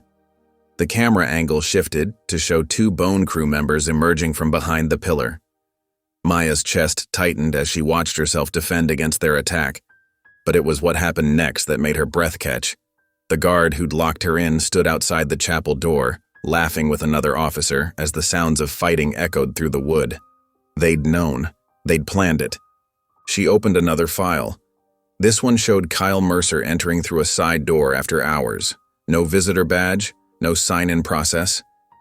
He walked through the corridors like he owned them, eventually entering the warden's office. The timestamp showed this happening multiple times over several months. More videos played. Guards accepting envelopes from white supremacist inmates, the warden meeting with known gang leaders, medical staff ignoring serious injuries. Ray had been recording everything, building an archive of corruption that could bring the whole system down. Maya's vision blurred. She reached up to wipe her eyes, surprised to find tears rolling down her cheeks. They weren't tears of fear or despair. These were different. For the first time since her arrest, she felt something she'd almost forgotten: hope. Real, tangible hope backed by hard evidence that couldn't be ignored or explained away. This was what she needed. Proof that the system wasn't just broken, it was deliberately corrupted with Kyle Mercer's fingerprints all over it. A single knock echoed through her wall, June's signal. Maya quickly wiped her face, wrapped the tablet back in its pillowcase, and knocked twice in reply. "Ready?" A week after the video evidence emerged, Coldstone Penitentiary received an unexpected visitor. Layla Durant walked through the front gates with measured steps, her tailored navy suit and leather briefcase marking her as distinctly out of place among the prison's stark institutional walls. Her Harvard law degree and years of investigating corrupt institutions had taught her to read environments quickly, and everything about Coldstone screamed systemic failure. The guards at the entrance subjected her to extra scrutiny despite her state investigator credentials, their hostility barely concealed behind professional courtesy. Layla remained composed, her dark eyes taking in every detail. The way the senior guard's hand trembled slightly as he examined her paperwork, the younger one's nervous glances toward the security cameras. "Special Investigator Durant," Warden Mercer's secretary announced, ushering her into his office. The warden stood behind his desk, his attempt at a welcoming smile not reaching his eyes. "This is highly irregular," he said, gesturing to a chair. "We weren't given any notice of an investigation." "That's rather the point," Layla replied, taking her seat but declining his offer of coffee. She placed her briefcase on her lap, maintaining eye contact. The evidence submitted to the State Oversight Committee warranted immediate action. The warden's smile tightened. Evidence? I wasn't aware of any complaints.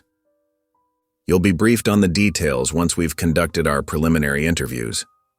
Layla's tone was professional but left no room for argument. I'll need access to your inmates. Private conversations, no recording devices, no guard presence. That's against protocol. Actually, it isn't. Layla withdrew a document from her briefcase.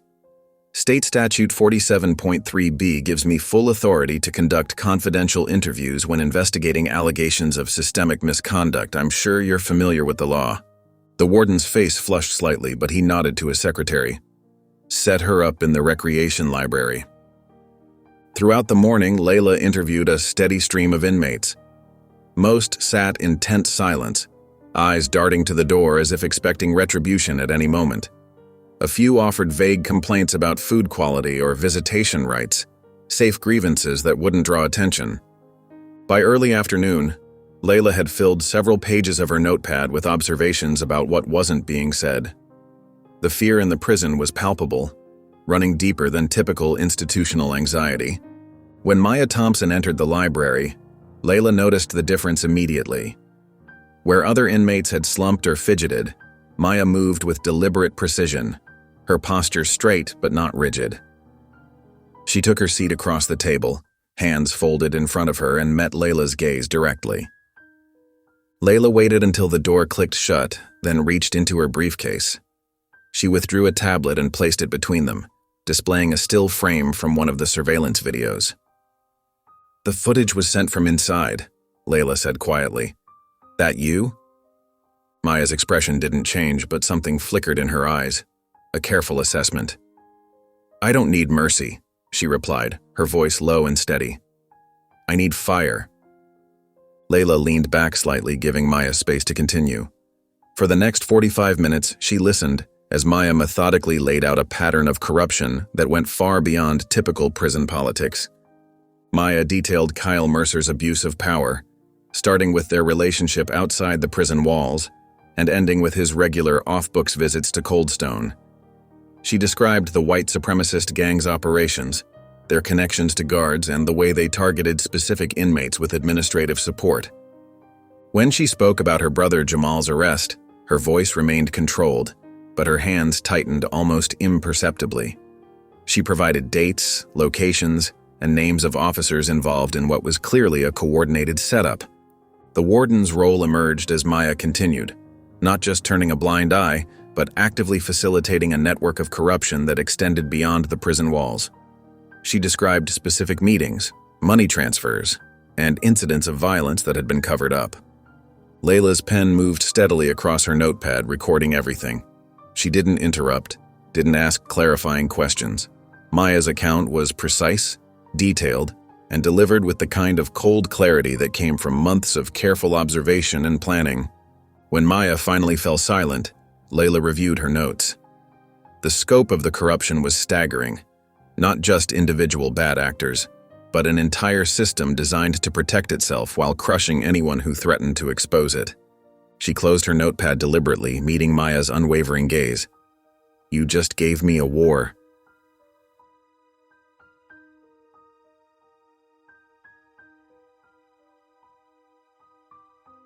Maya stood, clasping her hands behind her back in a stance that somehow managed to convey both submission to prison protocol and absolute defiance of the system itself. No, she replied. I gave you ammunition. Layla gathered her materials, understanding the weight of what she'd just been handed. This wasn't just another case. It was a chance to dismantle something fundamentally broken. As the guard escorted her out, she glimpsed Maya being led back to her cell. The inmate's expression was unchanged, but there was purpose in her stride. Back in her cell, Maya sat on her thin mattress and withdrew a carefully folded paper from inside her pillowcase. She smoothed it out, revealing a list of names written in tight, controlled script. Without hesitation, she drew a single line through the first entry, Warden Mercer. The morning after Layla's visit dawned with an unfamiliar tension at Coldstone. The usual morning routines felt brittle, like ice about to crack. Guards who typically lounged at their posts now stood rigid, hands hovering near their batons. The breakfast line moved in complete silence, inmates keeping their eyes fixed on the scratched metal floor. Maya noticed the changes immediately. The casual cruelty had been replaced by something more calculated. During morning cell check, Officer Reynolds tore through her meager belongings with particular vigor, scattering her few books and dumping her thin mattress onto the floor. She stood perfectly still, face neutral, as he invaded her space. "Clean this mess up," he snapped, stepping over her scattered possessions. Maya waited until he was gone before carefully retrieving her hidden list of names from its hiding place in the Bible's hollow spine. By lunchtime, whispers spread through the prison about random reassignments. Maya watched as Gloria, one of the senior daughters, was escorted to a different block. Then Teresa, who ran their kitchen network. One by one, the carefully constructed web of communication began to unravel. In the cafeteria, Maya's tray came with an extra piece of cornbread. She broke it open carefully, finding a small scrap of paper inside. The message was brief but clear. "Eyes on you. Stay down." She let the paper dissolve on her tongue, swallowing the warning with her tasteless meal. The yard that afternoon felt like a powder keg. Maya kept to her usual routine, walking the perimeter with measured steps. Officer Briggs, notorious for his racial slurs and quick temper, watched her from the guard tower. She could feel his hatred like a physical weight. "Thompson," he barked suddenly, "against the wall, random search." Maya complied without hesitation, assuming the position. Briggs was rougher than necessary, shoving her hard enough that her cheeks scraped against the concrete. His hands were invasive, professional procedure forgotten in favor of humiliation. "Think you're smart, don't you?" he whispered, pressing her harder against the wall. "Think you can play games with us?" Maya remained silent, her breathing steady despite the pressure on her chest. She focused on a small crack in the concrete, counting the tiny ridges until Briggs finally stepped back. "Nothing here," he announced loudly, disappointment evident in his voice. This time, June found Maya later in the laundry room, her weathered face tight with concern. "They're trying to make you crack," she said quietly, folding sheets with practiced efficiency. "Don't give them what they want." "I know the game," Maya replied, rubbing her bruised shoulder. "Been playing it my whole life." A guard appeared at the door. "Thompson, visitor." Maya was escorted to the same recreation library where she'd met Layla before. The investigator looked more tired than their previous meeting, dark circles visible under her eyes despite her professional demeanor. "The flash drive checked out," Layla said without preamble once they were alone. "Every frame authenticated. No signs of tampering." She spread several documents on the table between them. "The governor's office is involved now. Media outlets are starting to ask questions. Things are going to move fast." Maya studied Layla's face, reading the unspoken message. But you're exposed here," Layla replied. "We can move you to protective isolation. Different facility, new identity. Keep you safe until this breaks open." Maya's hands remained folded in her lap, steady and sure. "You mean hide me?" "I mean protect you. The people you've exposed, they're desperate, and desperate people make mistakes, but they're also at their most dangerous." "I didn't fight this hard to vanish now," Maya said quietly but firmly. "I won't give them the satisfaction." Layla leaned forward, her voice dropping. "This isn't about satisfaction. This is about survival. You can't finish what you started if you're dead." "I'm not running." Maya's tone left no room for argument. "Not from them. Not from anyone." That night, Maya lay awake in her cell, listening to the familiar symphony of prison sounds, distant doors, muffled voices, the occasional cry. Her new cellmate, transferred in that morning, had been suspiciously quiet all day. The attack came at 3 a.m. Maya's combat instincts, honed through years of cage fighting, saved her life. She sensed the movement a split second before the makeshift blade descended toward her throat. Rolling sideways, she took the hit in her shoulder instead. The new cellmate, Maya hadn't even learned her name, fought with desperate intensity. Not the usual prison violence, but the focused determination of someone who had been well paid and well threatened. Maya blocked another strike, feeling warm blood running down her arm. In the darkness, she could barely make out her attacker's features, but she caught the glint of tears on the woman's face. This wasn't personal. This was Kyle's message. The fight was brutal but brief.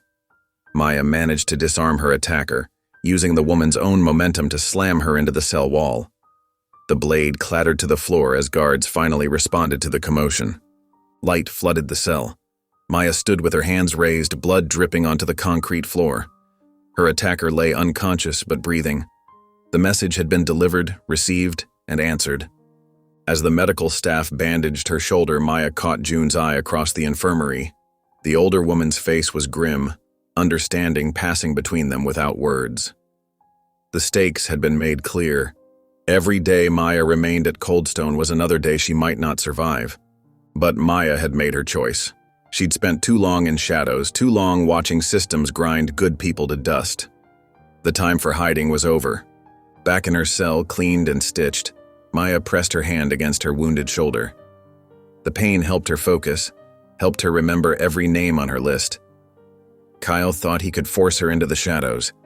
He thought fear would make her disappear. He had forgotten what she was before he tried to break her, forgotten the girl who fought her way up from nothing, who learned to take hits and keep standing. Maya Thompson didn't break. She didn't run. And she sure as hell didn't disappear. 2 days after the attack, Maya sat on her bunk, her shoulder still throbbing beneath fresh bandages. The morning light filtered weakly through the narrow window, casting thin shadows across her cell floor.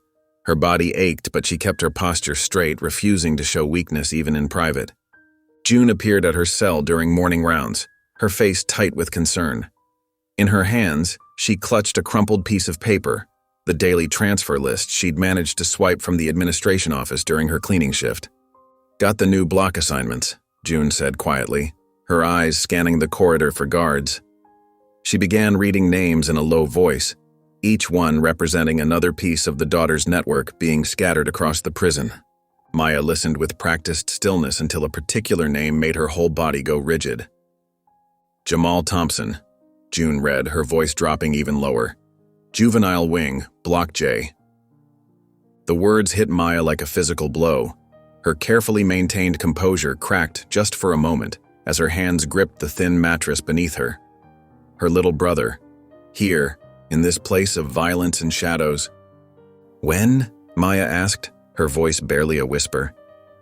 "Yesterday." June folded the paper carefully. "They processed him late, after lockdown." Maya's mind raced through scenarios, each worse than the last. Jamal was just a kid, smart and gentle, who still collected basketball cards and worried about math tests. Now he was here, surrounded by the same people who'd tried to kill her just days ago. She needed to reach him, needed him to know he wasn't alone. During lunch, Maya found Marla sorting laundry carts near the juvenile unit entrance. The older woman's clever eyes took in Maya's desperate expression immediately. "I need a favor," Maya said, keeping her voice steady despite the storm in her chest. Marla nodded, already understanding. She worked this section regularly, delivering clean linens to the juvenile wing. It was one of the few points of contact between the main prison and the youth unit. "Write it quick," Marla said, slipping Maya a small scrap of paper and a stubby pencil. Maya's hands shook slightly as she wrote, "Stay quiet. Trust no one. I'm here." Simple words, but she hoped they would be enough to keep him safe, to let him know he wasn't abandoned. Marla tucked the note into a folded pillowcase and added it to her cart. "I'll make sure he gets it," she promised.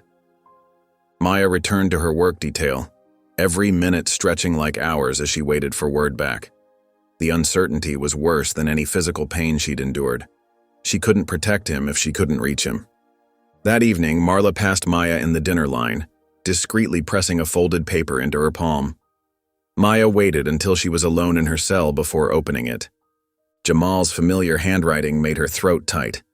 "They said you're dangerous. Are you okay?" The simple question, so innocent, so concerned about her when he was the one in danger, broke something inside Maya. For the first time since her arrest, since the beginning of this war, she felt tears sliding down her face. She sat on her bunk, pressing her fist against her mouth to stay silent as the tears fell. The weight of everything, the violence, the corruption, the constant danger, suddenly felt overwhelming. Her certainty wavered. Was she making things worse? Had her fight for justice only put Jamal in more danger? The next morning, Layla arrived for another meeting. The investigator's professional demeanor couldn't quite hide her excitement as she spread new documents across the library table. "It's growing," Layla said. "Other inmates are coming forward now. 3 former guards have agreed to testify about corruption under immunity deals." She tapped a particular file. "We've traced money from Kyle's account to known gang members outside the prison. The web is unraveling." Maya studied the papers, trying to focus through her exhaustion. "How long?" "A few more weeks, maybe less. We're building a tunnel under these walls, Maya. All you have to do is keep walking." Layla leaned forward. "We're going to bring this whole system down." But Maya could only think of Jamal alone in the juvenile wing. A few weeks felt like an eternity. After the meeting, Maya made her way to the chapel during free period. The prayer logbook sat open on a small table near the altar, a seemingly innocent record of spiritual reflection that the daughters had turned into a communication network. Maya wrote carefully, coding her message into a prayer about protection and guidance.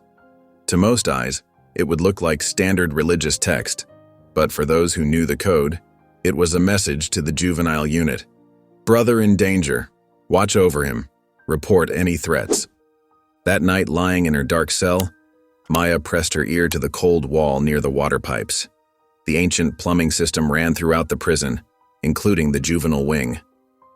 The daughters had long ago worked out a pattern of knocks to communicate across blocks. Just after midnight, she heard it. 3 quick taps followed by 2 slow ones. Jamal's signal, taught to him through the note network. He was safe. He was listening. He understood. Maya closed her eyes, letting out a breath she felt like she'd been holding for days. Her brother was alive and aware. For now, that would have to be enough. She knocked back. 2 quick, 1 slow, 2 quick. Their childhood pattern for "I love you." The pipes carried his response. The same pattern, repeated back. In the darkness of her cell, Maya pressed her hand against the wall, imagining she could feel her brother's presence through the layers of concrete and steel. He was safe, for now. But Maya knew that for now wasn't enough. Not in Coldstone. Not with Kyle's influence reaching through every crack and shadow. The next morning brought an unusual quiet to Coldstone. Maya noticed it during breakfast. The guards were distracted, huddled in small groups, speaking in hushed tones. Their radios crackled more frequently than usual, and several posts stood empty. Through the daughters' network, whispers spread quickly. All prison staff had been summoned for an emergency meeting at 9 a.m. Even the kitchen workers and maintenance crew were called in, something that hadn't happened in years. June shuffled past Maya's table, deliberately dropping her napkin, written in tiny letters along the edge. "State cars in parking lot. Suits." Maya kept her expression neutral as she watched the morning unfold. Guards rushed through their duties, barely paying attention to the inmates. The usual morning head count was performed hastily, with none of the usual power plays or harassment. In the laundry room, Marla worked close to Maya, speaking under the noise of the machines. Word is, state investigators showed up before dawn, went straight to the warden's office with boxes. The tension in the air grew thicker as the morning progressed. Even the most hardened inmates seemed to sense something significant was happening.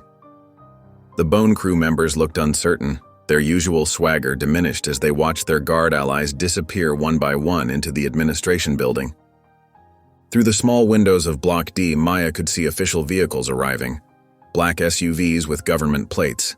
Men and women in suits carried briefcases and boxes, moving with purpose between buildings. "They're pulling files," June whispered during work detail. "Everything from the last 5 years. Heard it from Ray in maintenance. Said they're focused on transfer records and incident reports." Maya continued folding sheets, her movements deliberate and calm. She'd been waiting for this moment, had helped build it piece by piece, but she knew better than to celebrate too early. The system didn't give up its power easily. Around noon, the energy in the prison shifted. The emergency meeting had ended, but only half the regular guards returned to their posts. The others remained in the administration building, presumably being questioned. Then came the moment Maya had been waiting for. Warden Thomas Mercer's heavy footsteps echoed through Block D. He moved with barely contained fury, his face flushed red beneath his silver hair. 2 guards flanked him, looking uncomfortable as he made his way directly to Maya's cell. The other inmates fell silent, watching. Even the constant background noise of the prison seemed to dim. Mercer stood before Maya's cell, his hands clenched into fists at his sides. His carefully maintained image of authority was cracking, showing the rage beneath. Maya sat on her bunk, facing him with perfect stillness. "You think this ends with me?" He spat, his voice trembling with anger. His knuckles were white where they gripped the cell bars. Maya met his gaze steadily. She'd faced down worse threats in darker places. This man, for all his power and connection, was just another bully trying to hold onto control that was slipping away. "No," she replied, her voice clear and calm in the silence. "You're just where it starts." Mercer's face contorted. For a moment, it seemed he might order the guards to open the cell, to give him one last chance at violence. But one of the guards touched his arm gently, whispering something about observers present. The warden straightened his jacket, trying to recover his dignity, but everyone watching could see it. The power was already gone. He was just a man in an expensive suit, facing consequences he'd thought he was immune to. Without another word, he turned and stormed away. His footsteps faded, leaving behind a charged silence. The rest of the day passed in a blur of whispered updates and furtive glances. The Daughters network hummed with activity, passing news from block to block. Around 3 in the afternoon, they watched through whatever windows they could find as Warden Mercer was escorted to his car. There was no media circus, no dramatic arrest, just a quiet removal, Mercer walking stiffly between 2 state officials, carrying a small box of personal items. His car pulled away from Coldstone without ceremony, leaving behind an institution in turmoil. That night, after lights out, the celebration began. It started with soft tapping on the walls, the Daughters' code spreading joy and triumph through the pipes and concrete. Whispered prayers of thanks rose from dozens of cells. Women who had suffered under Mercer's regime finally allowed themselves to feel hope. Maya lay in her bunk, listening to the subtle sounds of victory around her. She thought of Jamal, hoping the news had reached him in the juvenile wing. 1 threat down, but more remained. The next morning revealed the changing power dynamics clearly. The Bone Crew, Mercer's favored enforcers, sat subdued at breakfast. Without their protector, their foundation was crumbling. By midday, 3 Bone Crew leaders had been escorted to segregation, officially for previous infractions that had suddenly been discovered. Others found themselves subject to the same strict rules they'd previously been exempt from. Maya walked through the yard during afternoon recreation, her steps measured and confident. Inmates who had once avoided eye contact now nodded respectfully as she passed. The Bone Crew members who remained free gave her a wide berth, their earlier bravado replaced with uncertainty. It was a silent show of power, not through violence or threats, but through patience and strategy. Maya had helped topple a corrupt system from within, and everyone knew it. She moved through the yard untouched, her victory evident in every step. The other inmates watched her pass, understanding that something fundamental had shifted in Coldstone. The old power structure was crumbling, and in its place, something new was emerging, something built on justice rather than fear. The morning sun filtered through the narrow windows of Coldstone's visitor room as Layla Durant settled into the metal chair across from Maya. The investigator's usual professional composure was tinged with something new, a hint of triumph in her eyes. "The appeal has been filed," Layla said, keeping her voice low despite the relative privacy of the room. She opened her briefcase, spreading several documents on the table between them. Prosecutorial misconduct, racial targeting, fabricated evidence, all backed with solid documentation. Maya studied the papers, her expression carefully neutral. She'd learned long ago that hope was dangerous in places like this. But seeing the official stamps, The careful legal language that would help dismantle her wrongful conviction made her heart beat faster. But, Layla continued, tapping her fingers on the stack of papers, the process will take weeks, maybe longer. The system moves slowly, especially when it's being forced to admit its own failures. She leaned forward, lowering her voice further. You sure you want to stay here until it's official? We could arrange protective custody in another facility. Maya's response was immediate. If I leave before the roots are ripped up, they'll grow back. Her eyes met Layla's with unwavering determination. We need to finish what we started. Later that afternoon, Maya found June in their usual spot, the quiet corner of the library where the security cameras had convenient blind spots. The older woman was already waiting, surrounded by seemingly random books pulled from the shelves. Time to empty the vault, June said, her one good eye gleaming with purpose. Every scrap, every record, every dirty secret the daughters have collected over the years. Maya nodded, understanding the magnitude of what they were about to do. The daughters' archive was more than just evidence. It was decades of witnessed injustice, carefully documented and preserved by women who refused to be silenced. Over the next 3 nights, they worked in shifts, coordinating through their network of trusted inmates. Each piece of evidence had to be carefully copied and smuggled out through different routes to avoid detection. In the laundry room, Marla carefully stitched documents into pillowcases, medical records showing systematic neglect, dates and names of inmates denied critical care. Another daughter, working in the kitchen, hollowed out the spines of books from the chapel library, filling them with photographs of abuse and witness statements. June supervised it all with the precision of a general commanding troops. Her decades in Coldstone had taught her every weakness in the system, every gap in security that could be exploited. She knew which guards could be distracted and when, which cameras occasionally malfunctioned, which maintenance schedules would provide the best cover. Maya focused on organizing the evidence, ensuring each package told a clear story.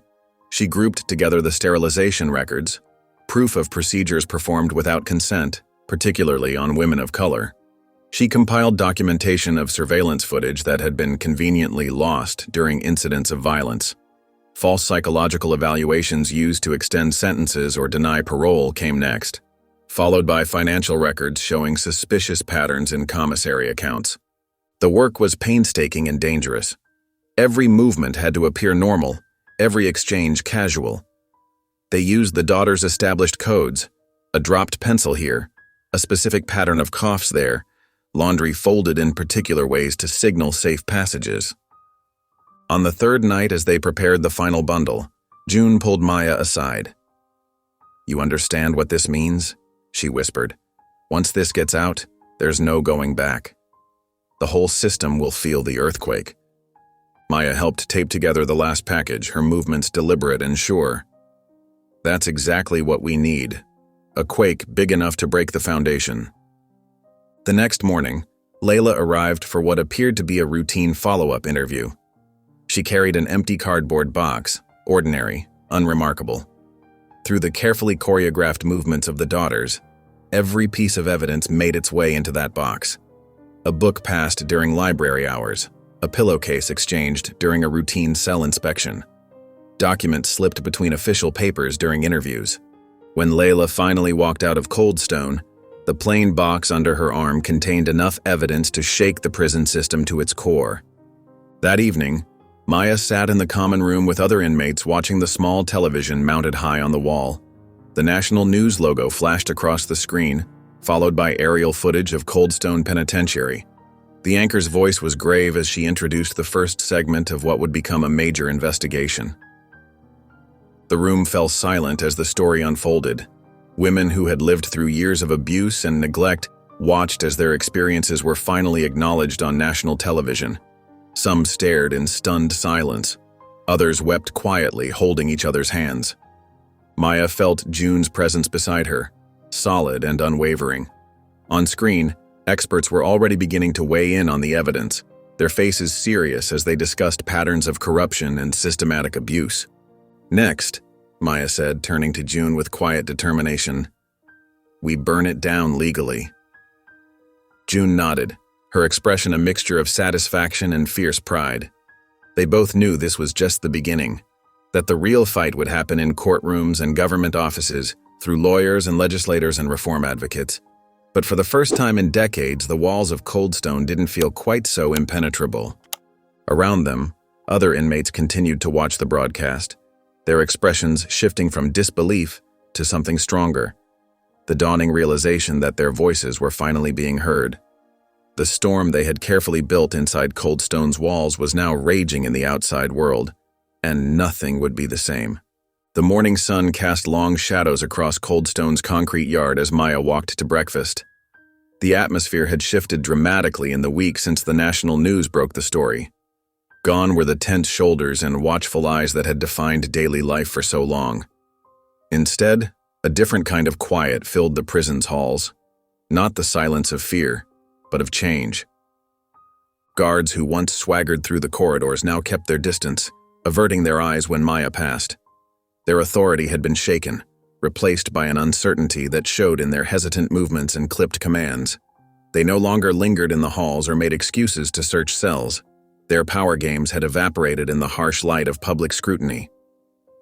In the yard, Maya noticed how other inmates acknowledged her, not with the desperate deference of before, but with subtle nods of respect. Some even smiled, quick flashes of recognition that spoke volumes in a place where emotions were usually guarded. The Daughters Network still operated, but now their messages carried hope instead of warnings. The Bone Crew had practically disappeared.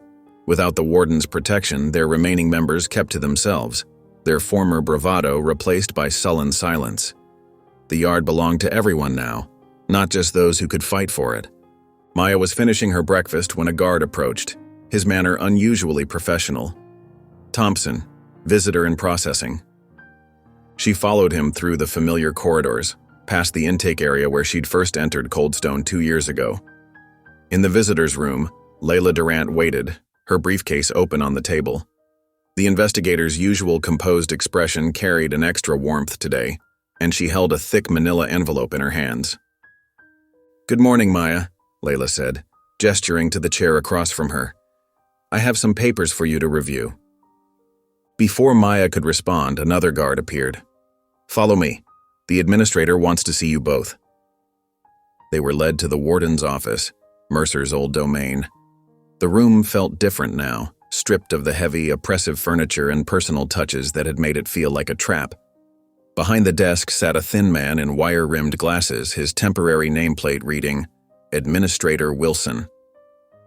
Wilson cleared his throat, shuffling through papers with methodical precision. "Ms. Thompson, I've received official documentation from the state court." He adjusted his glasses, reading from the top sheet. "Your conviction has been vacated, effective immediately. The state is dropping all charges due to clear evidence of prosecutorial misconduct, racial bias in the initial arrest and prosecution, and the systematic suppression of exculpatory evidence." Maya sat very still, her face carefully neutral despite the surge of emotion in her chest. She'd known this was coming, had fought for it, planned for it, but hearing the words spoken aloud made them suddenly startlingly real. "Furthermore," Wilson continued, "the state acknowledges significant civil rights violations in your case. Ms. Durant can discuss the details of potential civil proceedings, but that's separate from today's business." He looked up from his papers. "You're free to go, immediately." Maya turned to Layla, who nodded in confirmation. "It's real, Maya. We can leave as soon as you're ready." The processing took less than an hour.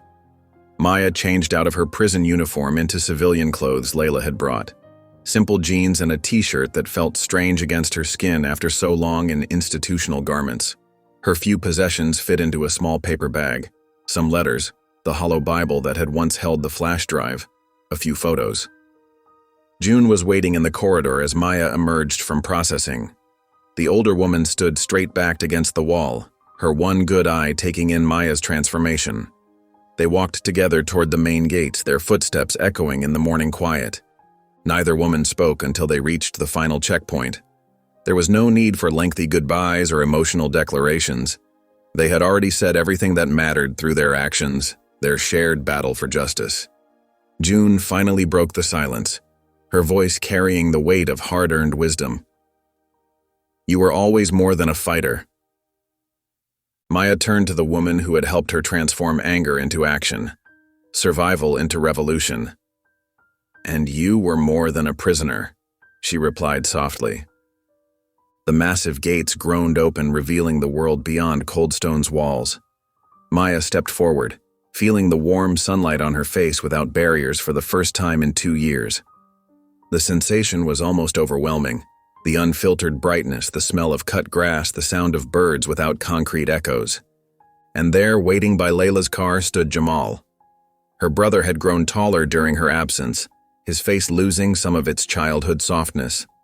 But his eyes, those were the same, now filled with relief and barely contained emotion as he saw his sister walk free. They didn't need words. Maya crossed the distance between them in steady steps, and then they were holding each other.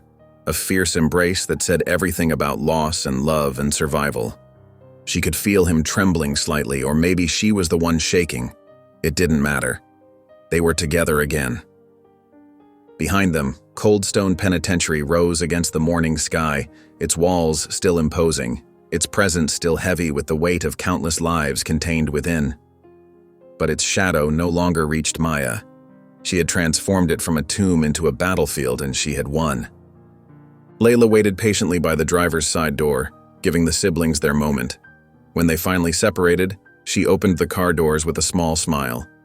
Ready? Maya slid into the back seat beside Jamal as Layla started the engine. As they pulled away from the prison, Maya reached into her small bag of belongings and removed a folded piece of paper, her list. She opened it carefully, running her finger down the names she had written in her cell so many nights ago. Each one was now crossed out.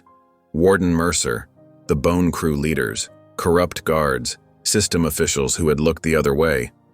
Every name had a line through it, except one.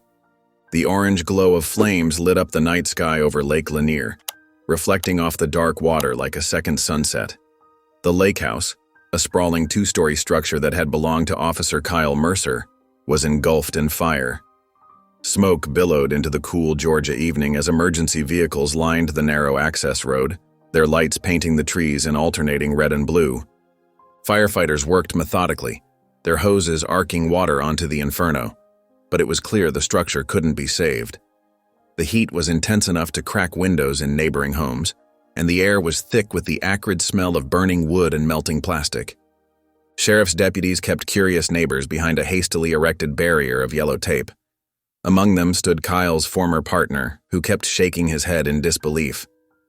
He was just here yesterday, he muttered to another officer. Seemed fine. Normal.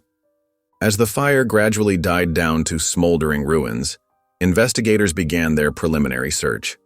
They picked through the debris carefully, looking for any sign of Kyle Mercer. Room by room, they found nothing but ash and charred furniture. No body, no remains, just emptiness and the lingering heat of destruction. The investigation lasted 3 weeks. Experts examined burn patterns, tested debris samples, and interviewed neighbors.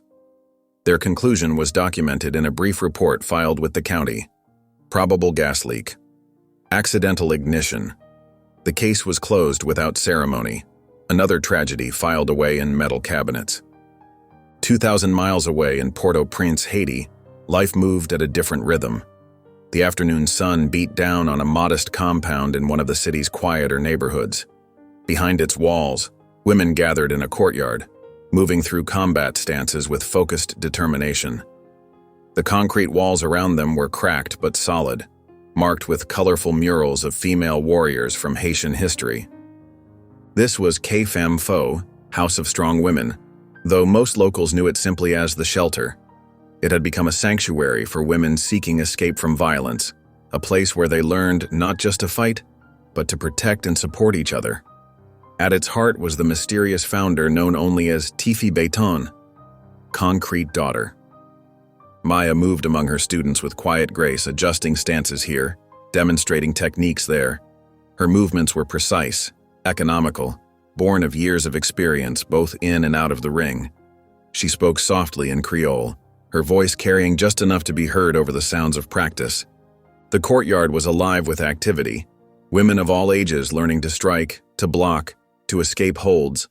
Some practiced with wooden training weapons, others worked on grappling techniques on worn mats. But it wasn't chaos. There was a rhythm to it, a sense of purpose that went beyond mere self-defense training. A young woman named Marie, barely 18 and still bearing fading bruises from her former life, watched Maya demonstrate a complex escape technique. Unlike many instructors Marie had seen, Maya didn't shout or make dramatic movements. Each action was controlled, almost gentle, yet undeniably effective. "Why do you fight so quiet?" Marie asked in Creole, curiosity overwhelming her usual shyness. Maya paused, considering the question with the same thoughtfulness she brought to everything. "Because it's not for noise," she replied softly. "It's for survival." The answer seemed to satisfy Marie, who nodded and returned to her practice with renewed focus. Maya watched her for a moment, seeing shadows of her own past in the young woman's determined movements. The day's training eventually wound down as the sun began to set. Women gathered their belongings, hugging each other goodbye until tomorrow. Maya checked the locks on the gates, secured the equipment, and made sure everyone had safe transportation home. A routine born of careful attention to detail and genuine concern for her students' safety. When everything was settled, Maya walked the familiar path to the beach. It was a quiet stretch of shoreline, away from the tourist areas and fishing boats. The waves rolled in with steady persistence, their rhythm unchanged by the dramas of human life. She stood at the water's edge, hands clasped behind her back in a pose that had become habitual during her time in prison.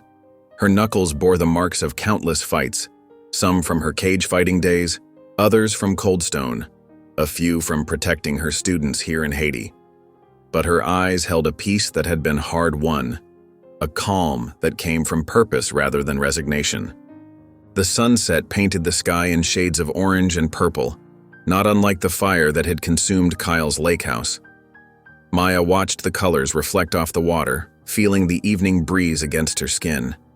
She thought about the journey that had brought her here, from Atlanta's underground fights to Cold Stone's cells, to this beach where she helped others find their strength. She whispered a name into the wind, Kyle's name, one final time, not in anger or hatred, but as a release, a period at the end of a long, dark sentence. Then Maya turned away from the sea and walked back toward the shelter, where tomorrow's work waited. Her footprints in the sand would soon be washed away by the tide, but the path she had carved for herself and others remained solid as concrete. If you enjoyed the story of Maya, I handpicked this next story that you will enjoy. Please don't miss this one. Click here to watch it.